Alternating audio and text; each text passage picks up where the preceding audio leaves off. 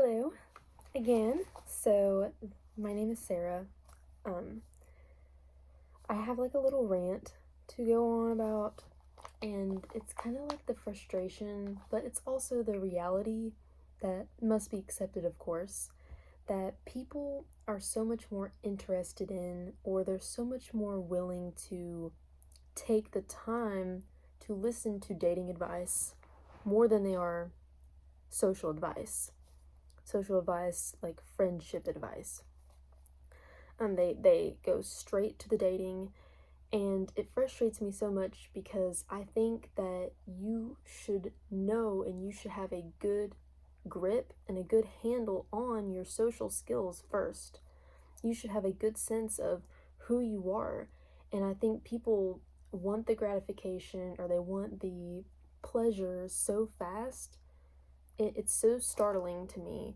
They want it so fast and it fails every time because they don't even have a sense of who they are, what they want, what they stand for.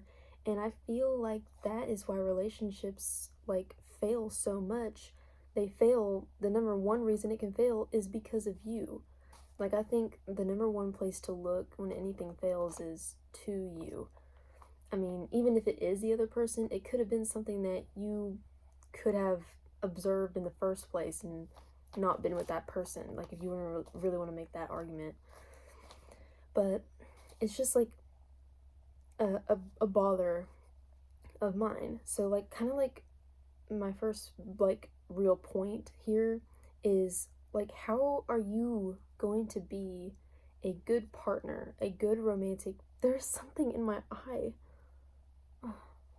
How are you going to be a good romantic partner if you haven't even practiced or haven't actively been a good friend to somebody? Maybe not even a good friend to yourself. Like, I remember a time in my life when I didn't have any friends and I only ever dated people. And like so many problems arise out of that. You have nothing to like fall back on in terms of who you are, or kind of like things that identify you. Like, you only have this new relationship, and it can be too much. It can set up the relationship to be really toxic. Um, like you don't have any friends, so you don't know how to maybe handle disagreements, or you don't know how to make that person laugh. Maybe what the only thing that you fall onto is like the romantic things, like the affection and maybe even like intimacy like that. But a relationship requires so much more than that. It just feels like it's just like not a good idea. Like, you need to be having solid, good friendships. And then when you have that in your life, then relationships seem so easy because you know how you navigate relationships, friendships in the first place. So, kind of going on from that, if you like, so you're in a relationship and you have no friends of your own, it's almost like empty to me, only when you realize what it could be, and that is if you did have friends of your own to then offer that to your partner. Because when you have friends and then you have a new partner, you, of course, I would think, you want to introduce each other. You want your friends to meet your significant other, and they want to as well. It's like a networking thing. And when you share your friends with your partner gets to know more about you. They can have more ways to help you. They can, like, did I already say, like, there's more to identify about you. Like, you having a friend to introduce to your partner is a self-expression in itself. You're expressing kind of an intimate part of you. Maybe you're expressing like a side of you that your partner doesn't see.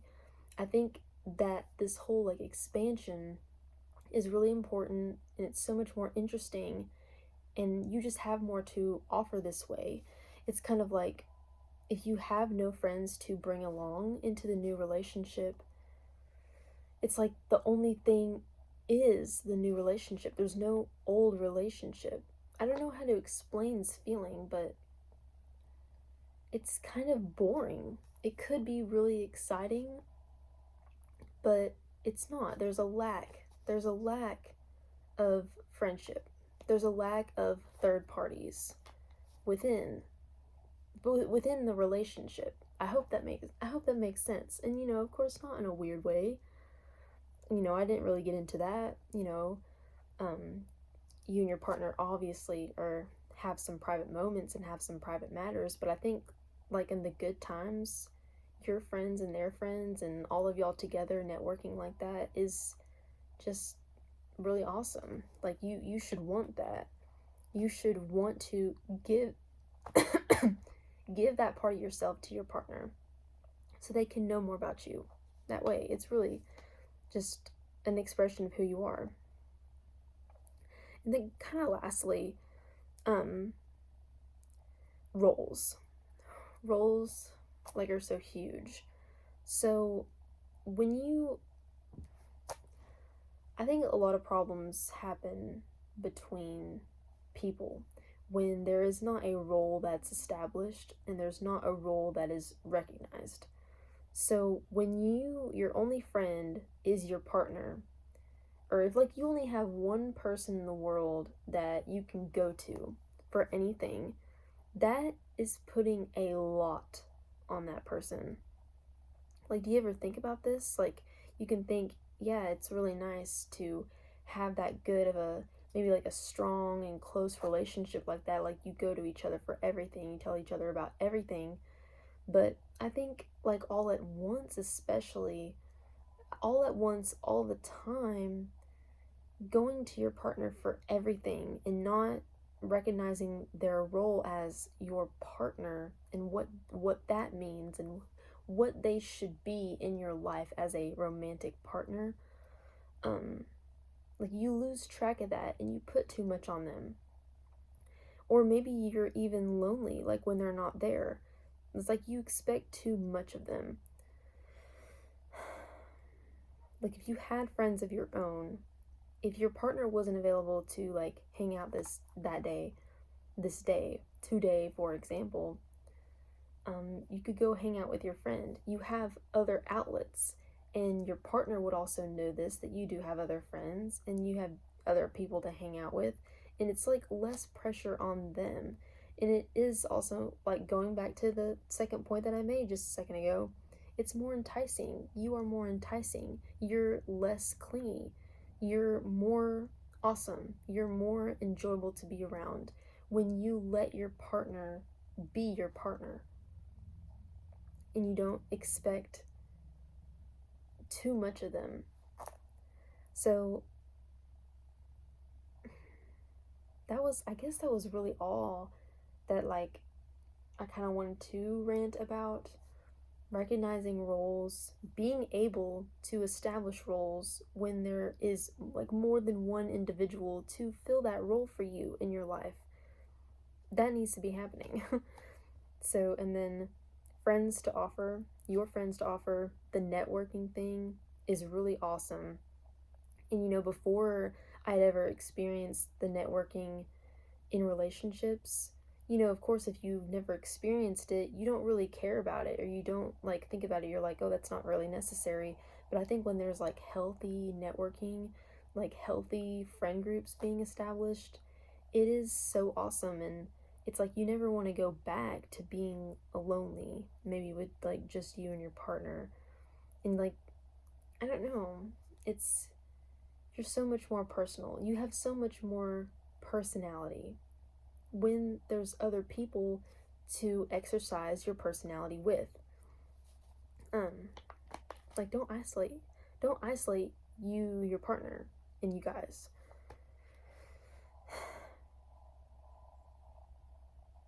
And just practicing being a good friend. If you're worried, like if you're like, oh, I feel so lonely, I've never been in a relationship, you need to be going out and making as much friends as possible of any gender.